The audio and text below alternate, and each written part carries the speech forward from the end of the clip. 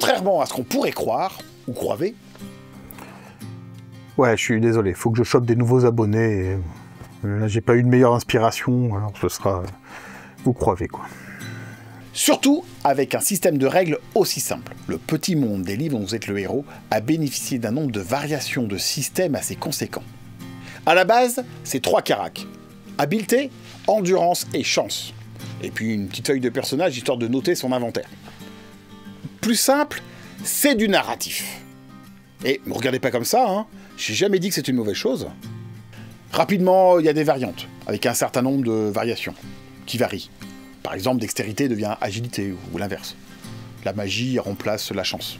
Mais rien de vraiment transcendantal. En vrai, je peux pas m'empêcher de rigoler quand je pense qu'il y avait déjà 2 systèmes de règles dans la version alpha du Sorcier de la Montagne de Feu. En effet, Yann et Steve avaient oublié de se mettre d'accord. Plus sérieusement, la collection Gallimard s'est constituée au fil du temps d'ouvrages glanés chez différents éditeurs de jeux, qui pour des raisons évidentes de droit d'auteur, ont bidouillé leur petit système. Avec plus ou moins de réussite d'ailleurs. Hein. Faites un jet d'astuce digitale. En cas de non-réussite, vous faites l'acquisition négative de 4 points de résistance d'avant la mort. Vous pouvez faire un jet de félicité stellaire pour réduire la diminution de contrepoints. Ouais, ça n'a rien à voir. Loup solitaire, par contre, apporte un certain nombre d'avancées notables. La table des résolutions est particulièrement pertinente. Mais surtout... Pourquoi je lève tout le temps mon doigt, moi? Mais surtout, les monstres changent de comportement en fonction du résultat. Et ça évite une certaine forme de lassitude que n'importe quel joueur de livre dont vous êtes le héros a fini par rencontrer un jour ou l'autre.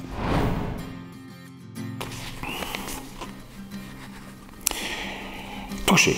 Gobelin, -2. Raté. Je perds 2.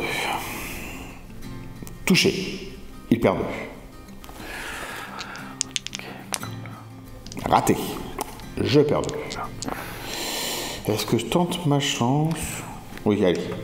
Je ne perds que 1. Youhou! Bien, la peur change de camp désormais. Hein, saleté de gobelin. Bon, allez. Touché. Gobelin -2. Touché. Destin est une série dans laquelle tu ne fais aucun jet. Que chi. Nada. Que dalle, je te dis. La seule chose qui va influencer ton histoire, c'est les 4 compétences que tu auras choisies dès le début. Et puis tes choix aussi. Elle propose déjà des pré-tirés présélectionnés à l'avance. Redondance pléonasmique de répétition. Désolé. La narration est cool, et puis ça évite la triche. Voilà. Bon, si j'avais pris la compétence combat à l'épée, je pourrais me friter ce gars. Ouais, on va dire que j'ai pris ça. Bref, chaque système se personnalise pour apporter un élément majeur de l'univers. La magie pour sorcellerie, par exemple, les techniques de ninja pour la voix du tigre, ou encore les disciplines Kai pour loup solitaire. Par exemple. Mais globalement, c'est toujours la même mécanique. Il n'y a que le titre de la compétence qui change, et c'est à peu près tout le temps la même chose. Ah si, Sherlock et Super Sherlock. C'est une série de bouquins un peu plus élaborés quand même, hein, avec une feuille de personnage dans laquelle on est censé noter tous les indices qu'on trouve pour savoir si on a élucidé le mystère. On est très loin d'habileté, d'endurance et de chance. Et d'ailleurs, je suis convaincu que c'est un petit peu hors de portée d'un enfant de 9 ans. Dans les originalités, il y a Frankenstein le maudit, qui m'a bluffé, avec 2 innovations majeures. On peut faire le jeu de 2 points de vue différents. La créature, bien sûr, mais également le docteur. Cool.